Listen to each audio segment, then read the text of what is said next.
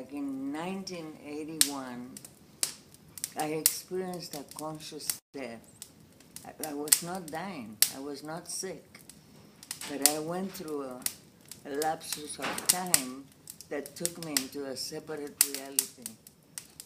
And a part of it was experiencing the idea that I was dying, that was the day I was going to die. And I was not in pain, and I hadn't been sick, and there was no reason for me to die that day.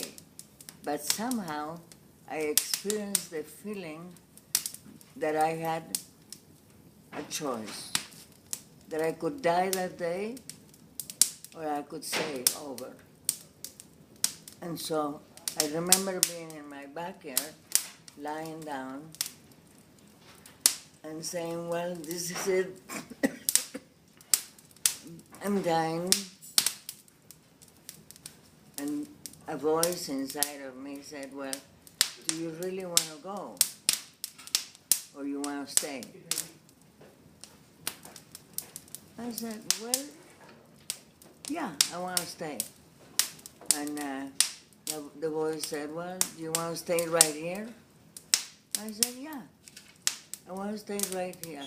I feel I need to do some more things. And then, I closed my eyes, and I faced a canyon, and it was like the whole bunch of different parts of humanity were parading down towards the ocean in front of my own eyes.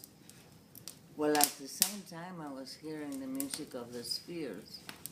And this was no drugs. I mean, I hadn't taken anything. This was my own. I afterwards called it like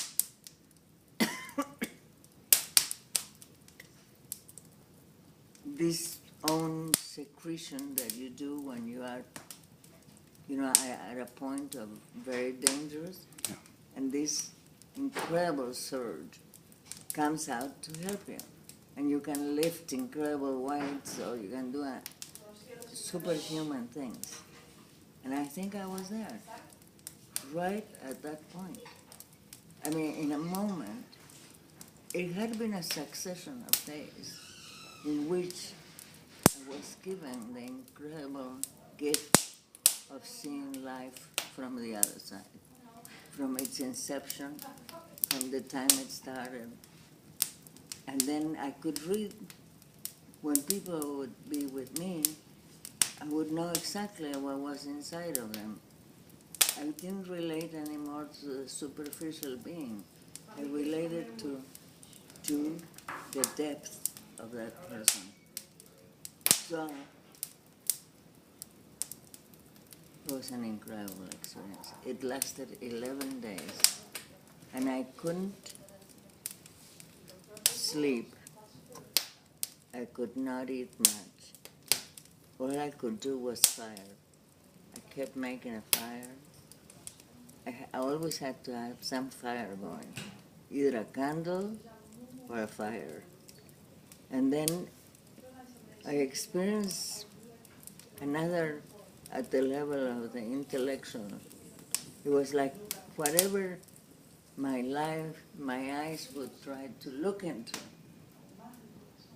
any printed matter was in relation to anything else that I was thinking or experiencing, or it was an amazing thing.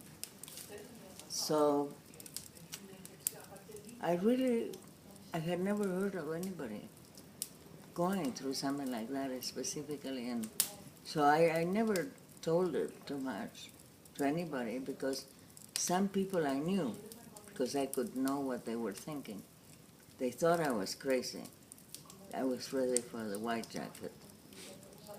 But somehow I had a very dedicated assistant that helped me in my store and everything. And she had a dog. And she literally became my watchdog, because suddenly I could get up and go. In the middle of the night, I would want to walk in the streets of Del Mar, in my nightgown all the way to the ocean. And it wouldn't have looked very good, and maybe they would have picked me up. So anyway, again, I was given that protection that nothing could happen to me, and yet I was going through this separate reality. That's all I can say. And it might have just been my endorphins, because I don't remember. In those days, I was always